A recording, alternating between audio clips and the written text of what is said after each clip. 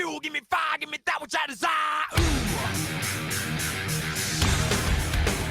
Fuel, the podcast for fixing underperformance and evolving leadership within the automotive industry. Fuel is bringing you the latest in proven strategies and techniques that can take your service department to the next level. Hey, welcome back to another episode of the Fuel Podcast. I'm here with Mr. Go ahead and introduce yourself, brother. I'm Victor Navarro, lead training and education coach with Dynatron Software SalesSmart program. Yeah, I mean, you got a little bit of history. We know each other for a little bit, haven't we? We have. We go quite a ways back. Back in the days when I was peddling sales and stuff like that, I was trying to get you business, and you were just the nicest guy to tell me no. Well, I appreciate that. Yeah, it was a great relationship we had. It was always a great conversation, and never stemmed from anywhere, but as far as getting into the sales side of it, but it was always a great relationship. And like I said, getting to see you now as we both work with Dynatron has been just fantastic. Yeah, I got you now. I got you. You got me cornered. I like the beard, man. It looks, I'm trying. It's not going to work for me. I'm not as lush, but it's coming in good, man. Thank you. I appreciate that. I try to keep it tamed. Sometimes it's just like having a bad hair day. Fortunately, mine's at the beard.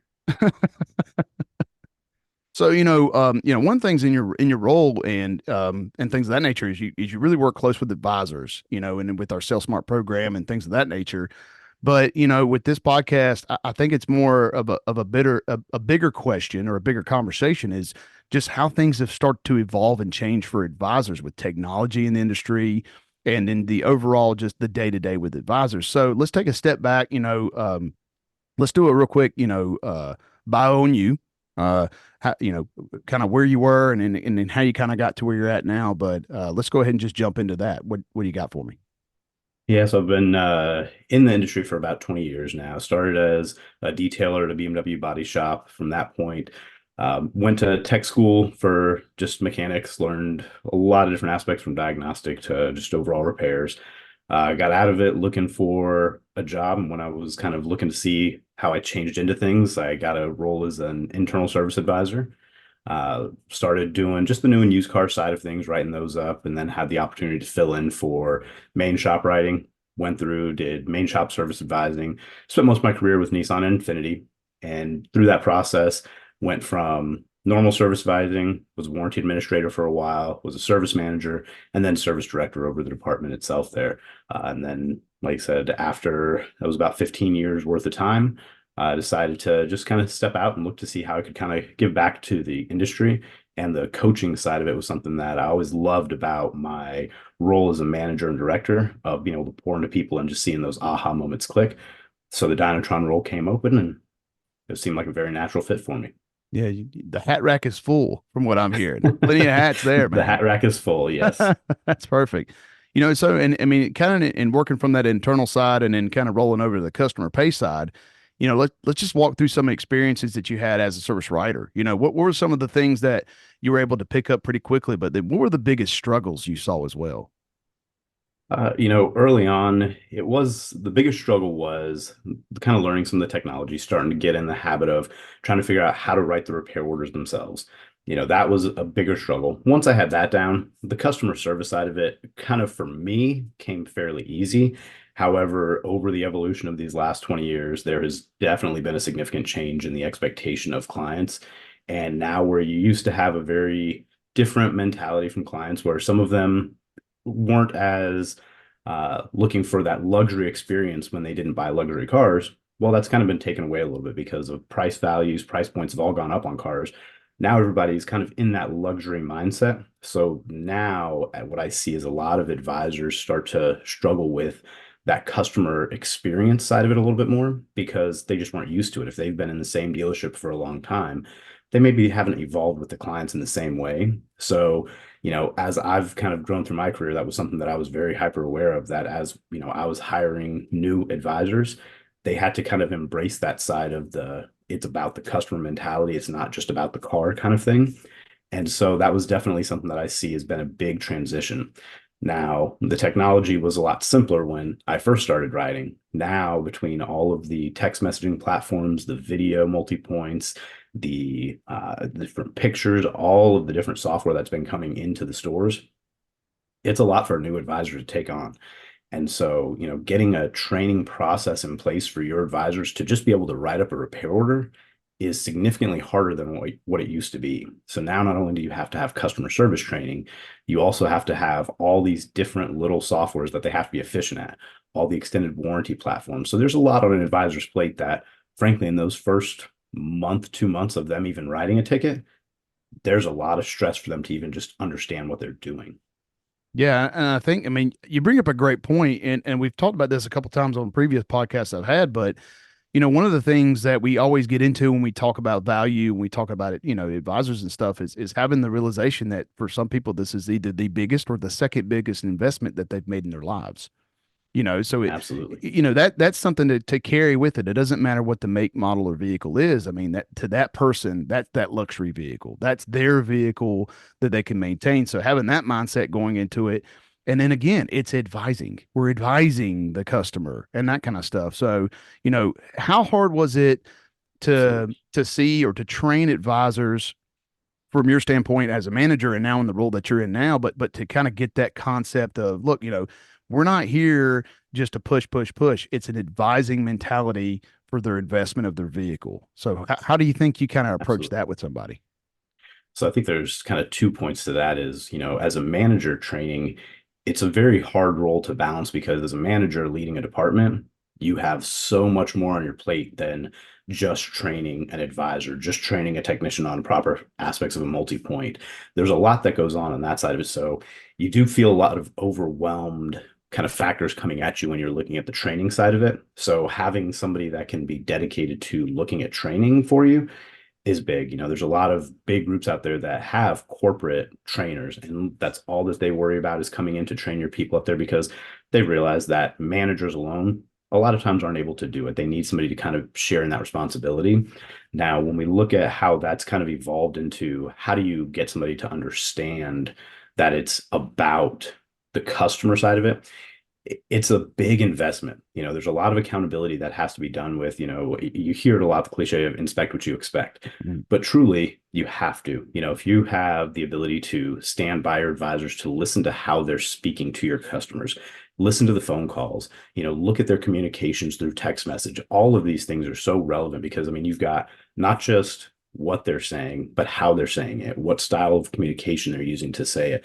All of that stuff goes so far. So you have to be able to be in essence, a coach to those people to be able to kind of root them in the right direction and continue to feed into them what those practices are. There's a lot of great self books out there to go through, like the experience that talks about how Disney looks at client services and those types of things. And you really have to understand that it's about making an experience for your customer because you kind of said it, the second most expensive investment in most customers' lives are sitting in your possession. And if you just treat it like, okay, you're just buying a set of headphones there. If you Yeah. try to rank those on the same thing where you just bought something, well, you've already lost that perception of the customer. Like this is their baby. So when you have to look at making an experience for those customers, it starts with setting the stage. You have to, as a manager and as a director, you have to be in that position to know like this is the expectation of employment that we show that our customers are so valued that they want to come back to us. I tell advisors all the time, the win for you is if you can get a customer to say, hey, I'm going to see Victor at the dealership, not I'm just going to see the dealership or I'm just going to take my car in, because now you've made that personal connection. And that's what really elevates it. You made that lasting mark on them. So, I mean, it starts with the manager being able to say, I need more help sometimes. And that's a big ask because in this industry, unfortunately, being that transparent isn't always seen as a good thing. But let's face it, we put a lot of people out on an island in this business. And so the more help we can offer them, the better it is for not just them, but for the whole business as a whole. Yeah. I mean, you think about it when you buy a car, what does a salesperson do? Hand you his card. Call me if you need anything. In that Absolutely. aspect of, even walking somebody, if you're doing the cashiering yourself, or if you're walking them to the cashier's desk and just having that, I mean, everybody's people. At the end of the day, we're all still people, and things of Yep. that nature. So I think that's a great point. But then kind of rolling back, you said managers have so much on their plate. They really do, right? Especially with growing technologies and ongoing training and things of that nature. What would be the easiest? Like if you go into a store to do training with SalesSmart and you're talking to Mhm. that manager and he's like, I just don't know how to find time to do these things you're telling me. They're great things to tell me or to tell my people to do. I just can't find the time. Like, what is the best first step if a manager doesn't have help, but he needs to start putting a focus on this? How do you kind of guide him? And what is that first step? Well, the first step is not trying to look at it as such a big task to take on. Start small. Well, so many times if you look at what a manager is doing in their day-to-day life, it already has little bits of ability to influence those things. So one thing that I always try to really encourage managers to do is a daily RO review. Many times they're doing it only for warranty purposes. All that they're looking for is, do I have my signatures? Do I have my 3Cs? Did the technician make sense in his comments? All of those types of things. Well, you already have a stack of repair orders. Take it to the next level. Spend that little bit of time to look, okay, what was the quality of customer pay multi-point inspections? You're not looking at trying to add in a whole new process to your stuff. You're starting small with what you already have. Those times when you come in the morning, if you're just going straight to your office and, you lock the door, you sit down behind the desk there because, you just know that you're going to be in for a battle for the day. Okay, well, you kind of miss the opportunity to show face on the drive. Those little bits of when you walk from wherever you're parking at through the drive, through the shop, and actually making those points to listen to how customers are reacting, just being observant. Those little tasks go so far because then when you have just a little bit of a coaching opportunity once a week, even if you can't do daily meetings with your team, once a week, even just to say, hey guys, I'm just going to check in. How are things going with you? Being present is so much more of an impact to advisors than probably anything else that you can do, because if they see that you're on their team and not just the guy in the ivory tower, it goes so much further. So my biggest piece of advice is start small, look at the things that you're already doing, and how can you just make a small tweak so it doesn't take 30 hours a week, just a small tweak to say, can I look at these? Because let's face it, the multi-point inspections have such a vital part in our business of sales, of being able to take care of our customers. And that's really a missed opportunity in so many shops that I've seen where the quality of a multi-point is missed. If you have all your ROs in front of you, why wouldn't you want to know that when a car leaves your shop, everybody involved in the process did everything they possibly could to make sure it's there? So again, it starts with just an inspection to say, are they doing what they're supposed to be doing? If not, then you can course correct as you need to, but you're already in the habit of some of these things. So just continue it in a better, a little bit more refined process. Yeah, I mean, I had a good conversation with a guy the other day, and he was like, I'm out there, man. I'm out there, and I'm standing there, and I'm like, well, physical presence is a good thing. Yeah, you're there. Okay, you're not on a boat somewhere, you're not fishing somewhere or something like that. So physical Right. presence is a great thing to start with, but you need to be mentally present. And I think starting small is Absolutely. a good aspect to kind of come with that. But let's expand on, you said you need to ask for help, right? So 100%. one of the things I know that you guys are doing a better job of is talking to general managers as you go into the stores. And what is their expertise most of the time?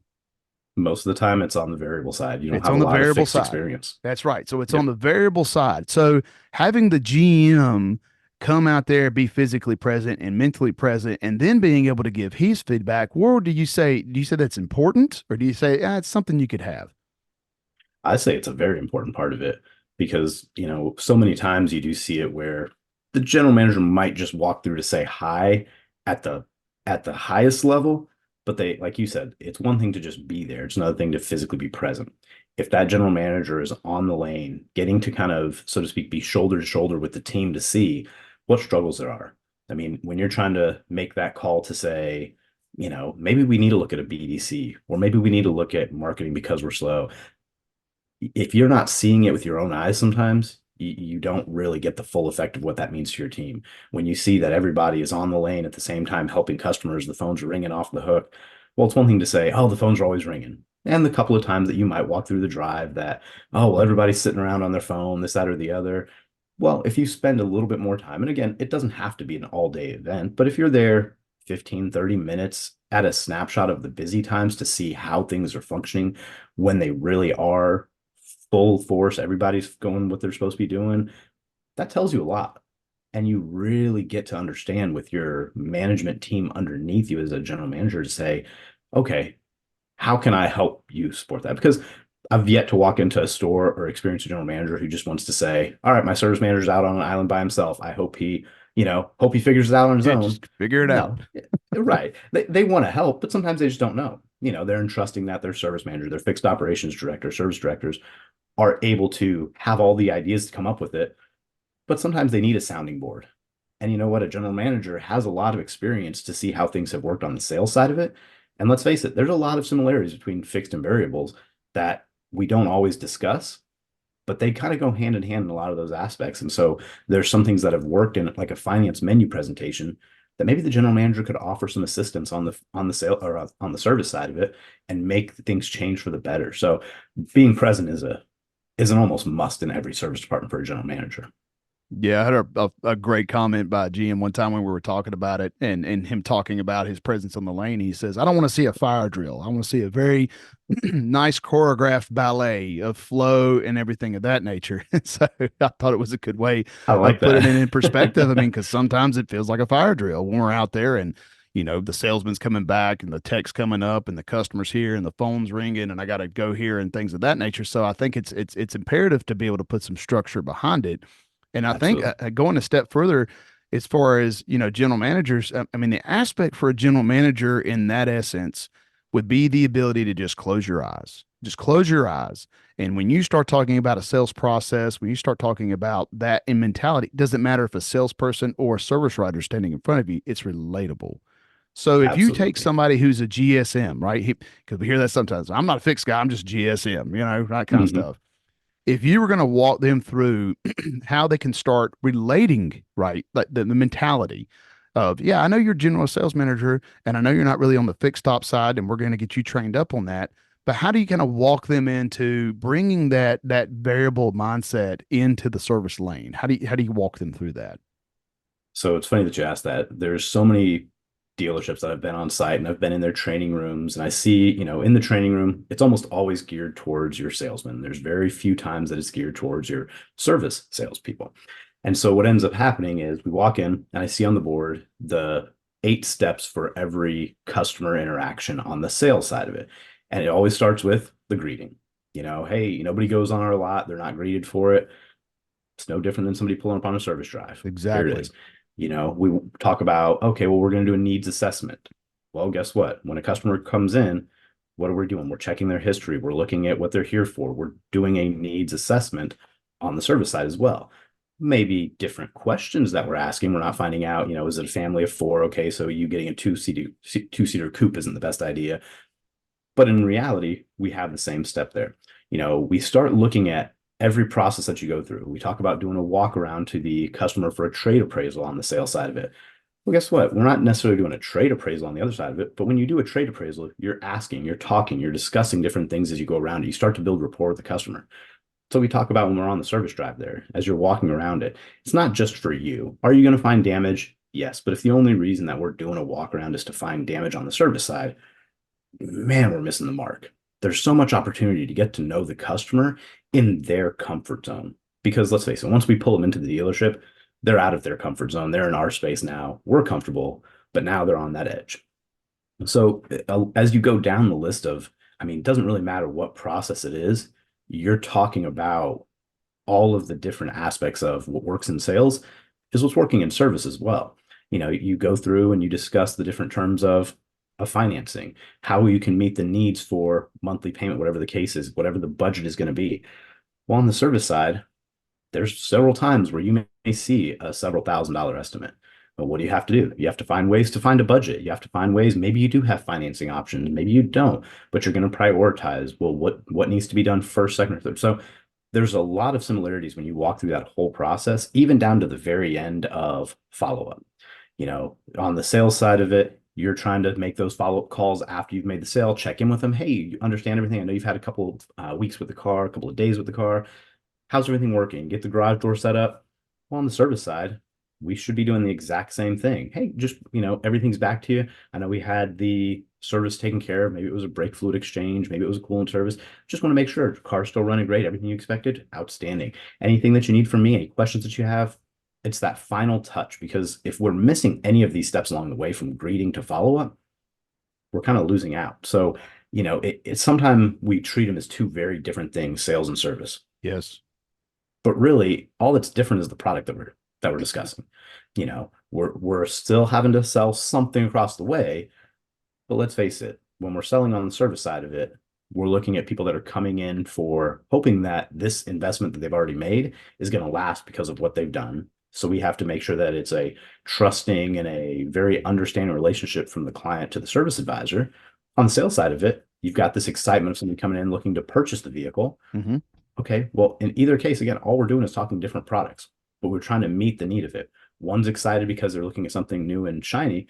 The other one is they're hoping that new and shiny product can last them forever.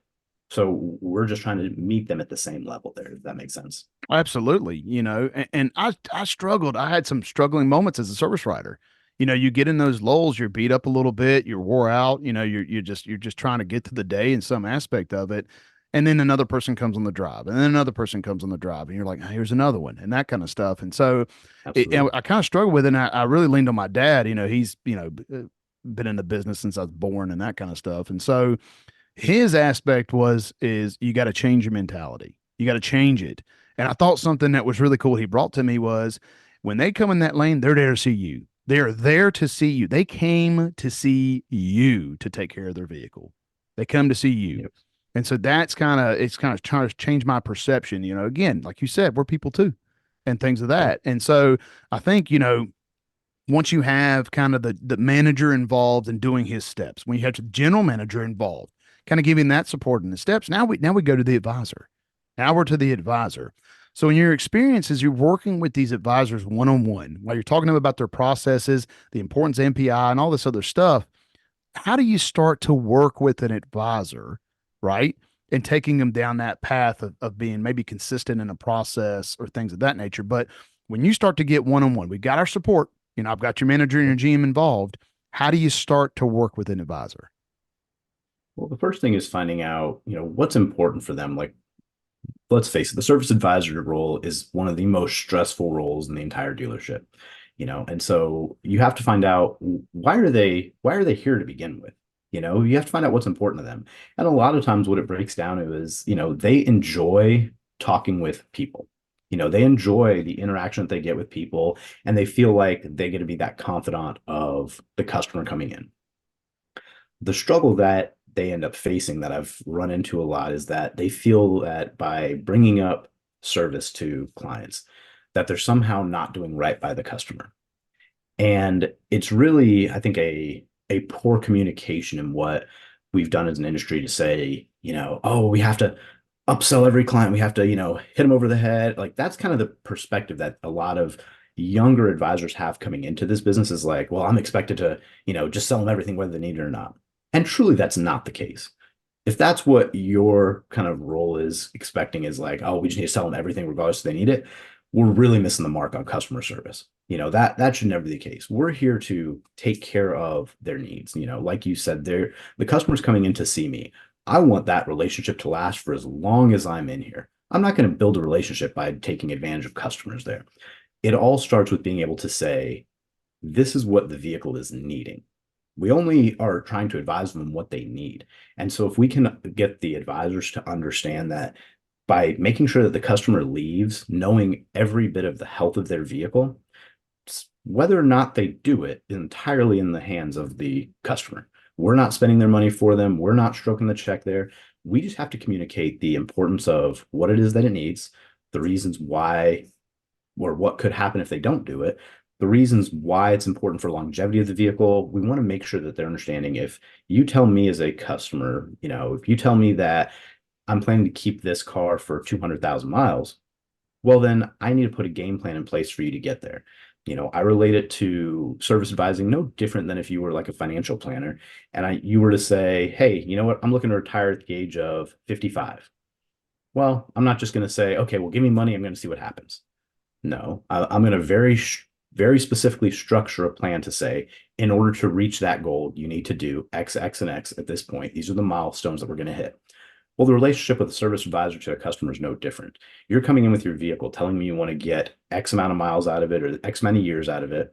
I have to meet those same needs. So when I speak to an advisor, it's making sure that they understand that that is your role. Your role is to be the person that can be trusted to say, here's my baby. Here's the second most important investment that I've made in my life. I need you to take care of it. If all I ever do as an advisor is fix something that's broke, but never prevent it from breaking, how much value did I just add to that customer? Nothing. It's kind of like I'm being reactive. Oh, it's broke. Okay. Can it be seen as I'm trying to save you money? Okay, yeah, you could spin it as I'm trying to save you money, but did you really? If you never told them that they needed to have the transmission fluid exchanged in their vehicle every 30,000 miles, and now they have a transmission problem, did you really save them anything? No. So breaking down those barriers of, yes, service is a sales business, but it's more about the relationship. We're going to end up with sales. That's going to be there. If we take care of our customers, if we show up for them, if we meet their needs and prioritize the way that we need to and build those relationships, the sales will follow. That's going to be the benefit of having such a good client. So, breaking that wall down for advisors and just letting them know that just because you've been doing this for, a year doesn't mean you're a veteran at this. There is still so many things that are going to come at you. Like I mentioned earlier, all the different technologies, all the warranty companies, the wheel claims, the tire claims, all those different things that come at you. Within a year's time, you may not have even seen everything yet. So let's face it, you're going to still be developing habits. Working with those senior advisors that are on your team as well, that's a big help too, because let's face it, customers are different than they were 20 years ago, Mhm. but you have a lot of experience that you can share how things work, how you can connect with somebody. Because just saying, hey, this is broken and needs to be replaced doesn't go very far. You kind of want to know the why about it. What exactly is it? People do want to be educated about it and they want to know what's going on because let's face it, everybody has a smartphone now. It's not like you can lie your way through something. They're going to say, okay, well, what's Google, an Google, oxygen sensor? Google. Yeah. Right. They're going to find out. So you have to self-invest a little bit as an advisor to know, like, I have to know what I'm talking about here because it's your reputation on the line. If you start lying to customers, you're not going to be in the business long. The one thing that I can guarantee you is that the car business is a very small world. Yes. Everybody knows everybody. If you start lying to customers and stealing and cheating customers, everybody's going to know about you very, very quickly. So again, it's just you've got to take this as a career because it's not something you're going to pick up in a 2 to 3 month process or a year or even 2 years. It's something that you've got to work at a while. So again, it's one of the most stressful jobs, but it is so much fun when you can connect with the customers. I always tell stories. Like I said, I was at the dealership for 15 years that I was at, and it's amazing to see, the customers bringing their cars, then they have kids, then you start to see them coming back to shop for the cars for the kids, and it's like, Yeah. man, this is amazing, and like you get to see them grow up and go through. So it's an amazing opportunity to get to know people. So if you love people, it's fantastic. I see so many restaurant workers or retail sales from, it could be a sales associate from a Kohl's or a Belk, something like that. Like you see a lot of those customer service facing industries that are now we're able to pick up them and become advisors. Well, it's because it's customer service. If you love talking with people, that's hard to teach. So if you've got that, it's a win. So now how can I help you to embrace the side of taking care of a customer's vehicle is helping them? Yeah. That's what we work through. Nothing better than somebody coming in, throwing you the keys and telling me when it's ready. Absolutely. And it just builds it. And I absolutely love something that you said, and I got to reiterate this because I never thought of it that way. Is when you look at a customer and you're starting to build a plan for that customer, that's cool. That's definitely taking it to the next level and understanding their needs and understanding how you can benefit that customer. Because some people, Absolutely. a $2,000 repair outweighs a $600 car payment every month, Absolutely. and especially now with the way vehicles are going and things are going. I mean, a lot of people are hanging on to their vehicles. They're investing in that and making sure that vehicle's up. And so, I mean, being able to talk, understand, and to be able to generate a path and a plan for a customer, that's a great way of explaining that for an advisor to kind of take that to the next level. So with all of these technologies that we're having coming out and things of that nature, we're seeing texting becoming a huge thing, of course, and Right. that kind of stuff. Would you say it's easier now for an advisor to communicate to a customer than was 15 years ago, right? Is it Mhm. easier now to communicate with a customer, or is it the same? It's different. I would say it's easier to educate the customer because you have the ability to send pictures, videos. So when the customer's not there, it's easy, but you have a little bit more where now you have technicians that are telling the story through the videos, through the pictures, whatever they're showing. So they're doing a little bit more of the communication. And unfortunately, what I see is that it has allowed advisors to kind of take a little bit of a back seat sometimes. Well, the problem is that when it comes to explaining and those types of things, it is a little bit of a struggle. So, just because we have the technology in place doesn't mean you don't have to still educate yourself about all of those things. So it's different now. It is easier because if you have a customer who you want to get in touch with, well, if you've started the interaction with, how would you like to be contacted? You can call, email, text. Let's face it, everybody's available. One of the things is I'm in classroom training sessions or shoulder to shoulder with advisors on service drives almost every day. If I were to drop my car off for service, the chances of you calling me and actually getting in touch with me Yeah. are slim. You're not going to get me Yeah. most of the I time. got a job too, man. Right. Like I'm going to be, you'll be lucky if I call you back after hours to leave you a message when I get back to the hotel room kind of thing. So, for me, it's text. You look at how quickly people respond to text, it's amazing. Even if you're in a meeting between smartwatches, between just your cell phone, everybody kind of takes a quick peek. You see, okay, I got to get back to that one. But if you're leaving a message there, I hear it on service drives all the time. Well, I left the customer a voicemail, and then you finally get the customer in front of you. Oh, I never check my voicemails Yep.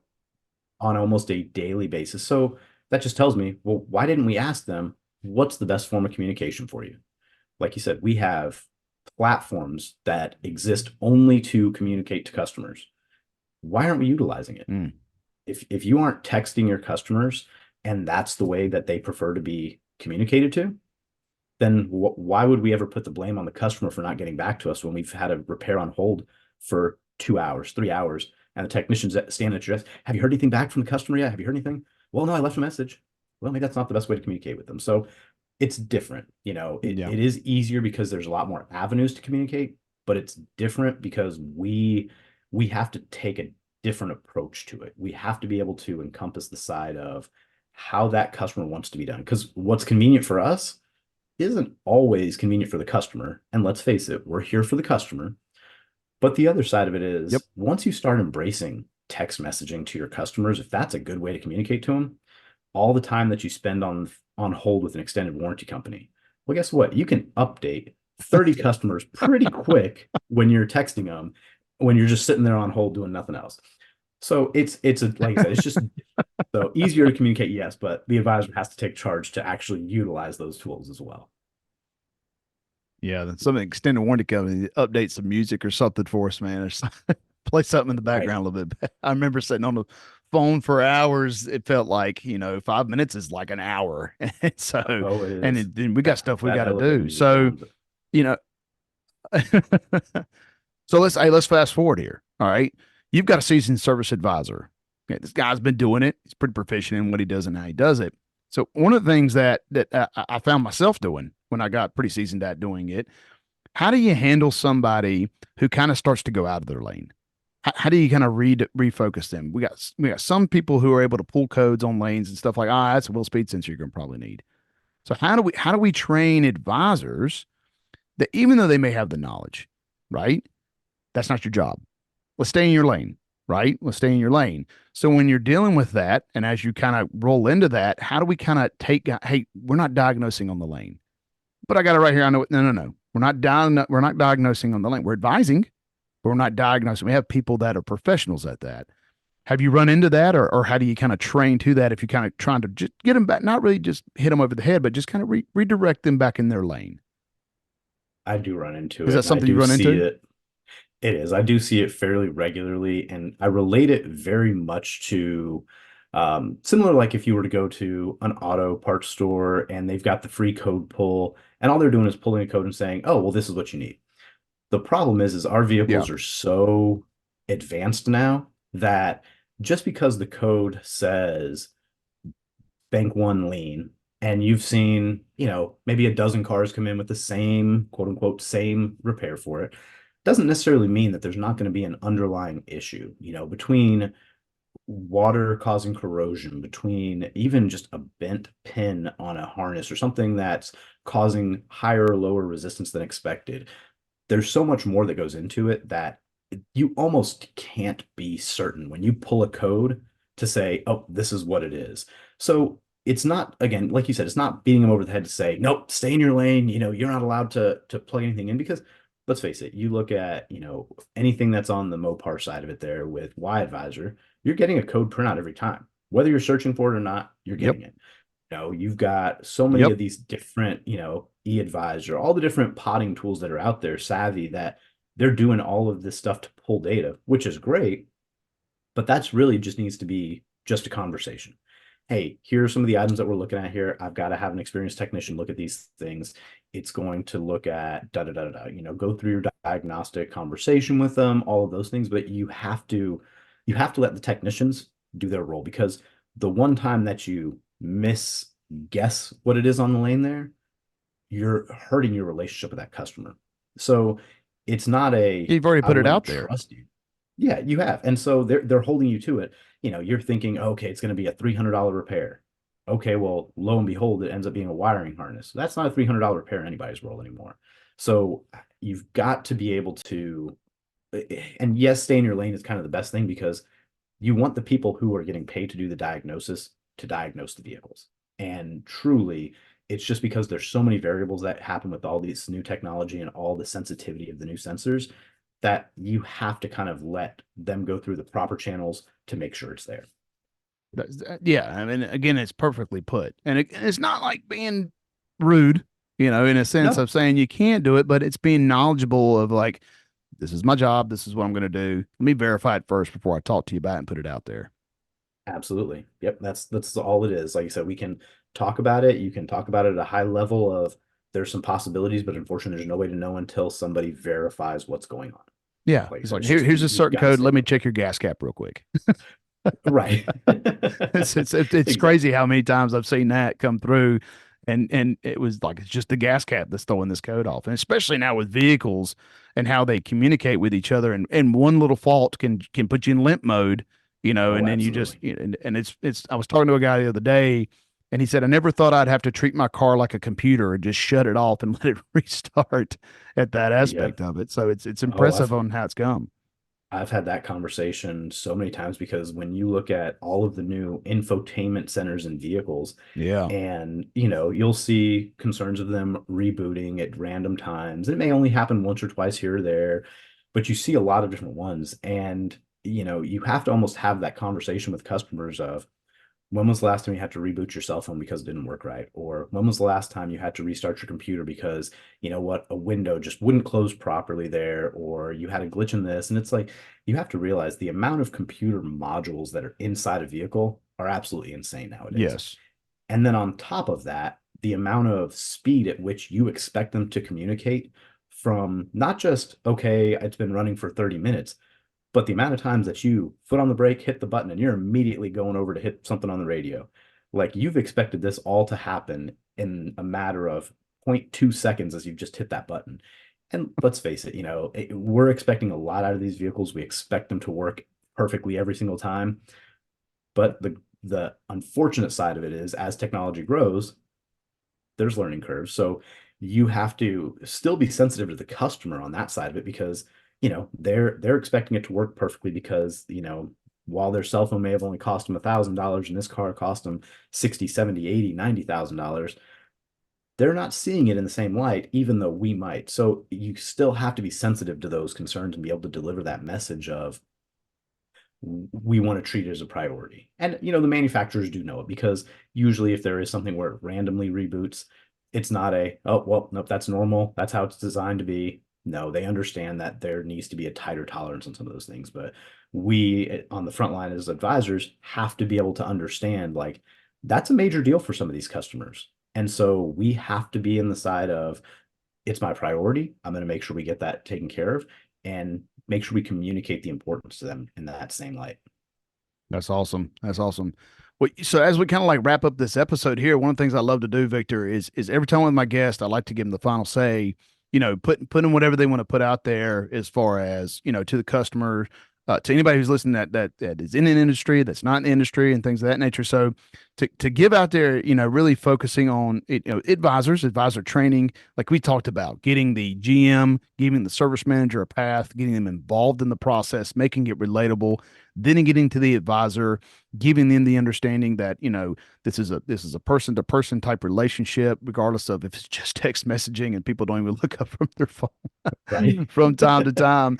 It's still, it's still people helping people and it's still a service industry. So it's kind of the final say and throwing something out there, what would you kind of give back to the community saying, hey, if you're focused around advisor training, this is something that you can look at.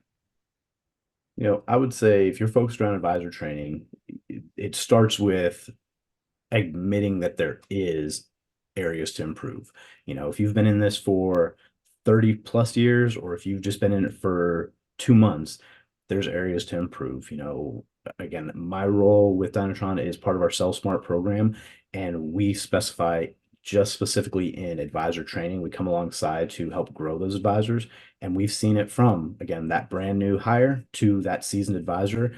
And we have been able to offer help in all of those. So we have a great program, but even outside of us, self-improvement is always great. There's so many books out there. There's so many different podcasts like this one that you're listening to that allows you to just grow in what peer knowledge between who you can reach out to. Again, admit that there's some area where you need help and then just reach out. Again, there's so many times where we feel like we're on an island in this industry.